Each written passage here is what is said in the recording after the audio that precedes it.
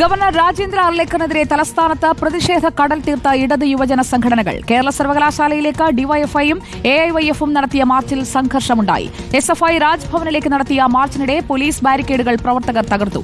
വിവിധയിടങ്ങളിൽ എസ്എഫ്ഐ നടത്തിയ പ്രതിഷേധത്തിൽ സംഘർഷമുണ്ടായി.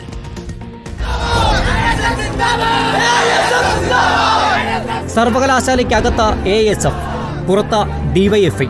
കടലിരമ്പം പോലെ ഇടത് യുവജന സംഘടനകളുടെ പ്രതിഷേധം ജലപീരങ്കിയുമായി നേരിടാനുറച്ച പോലീസും. തലസ്ഥാനം അക്ഷരാർത്ഥത്തിൽ യുദ്ധക്കളമായ മണിക്കൂറുകൾ.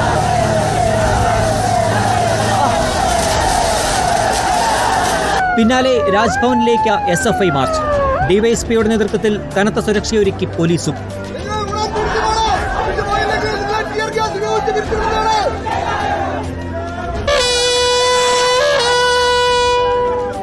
SFIയെ വിമർശിച്ച പ്രതിപക്ഷ നേതാവിനെതിരെയും സമരത്തിനിടെ പ്രതിഷേധമുയർന്നു. RSSനെതിരായ പോരാട്ടത്തിൽ ഗുണ്ടകളെന്ന് വിളിച്ചാൽ തങ്ങൾ ഗുണ്ടകളാണെന്നായിരുന്നു VD സതീശന് SFI സംസ്ഥാന അധ്യക്ഷൻ ശിവപ്രസാദിന്റെ മറുപടി. RSSനെതിരെ സമരം ചെയ്യുന്ന നിങ്ങളുടെ കണ്ണിൽ നിങ്ങൾ ഞങ്ങളെ ഗുണ്ടകളെന്നാണ് വിളിക്കുന്നതെങ്കിൽ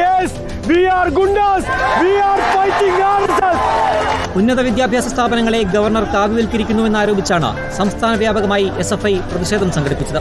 കൊല്ലത്ത് SFI നടത്തിയ പ്രതിഷേധ പ്രകടനത്തിലും സംഘർഷമുണ്ടായി. കണ്ണൂരിൽ ഹെഡ് പോസ്റ്റ് ഓഫീസിലേക്ക് SFI മാർച്ച് നടത്തി. മലപ്പുറത്ത് GST ഓഫീസിലേക്കും കോഴിക്കോടും കാസർഗോഡും ആദായനികുതി ഓഫീസിലേക്കുമാണ് പ്രവർത്തകർ മാർച്ച് നടത്തിയത്. ജലപീരങ്കി പ്രയോഗിച്ചിട്ടും പിരിഞ്ഞുപോകാത്ത പ്രവർത്തകരെ പോലീസ് അറസ്റ്റ് ചെയ്ത് നീക്കി. റിപ്പോർട്ടർ, തിരുവനന്തപുരം.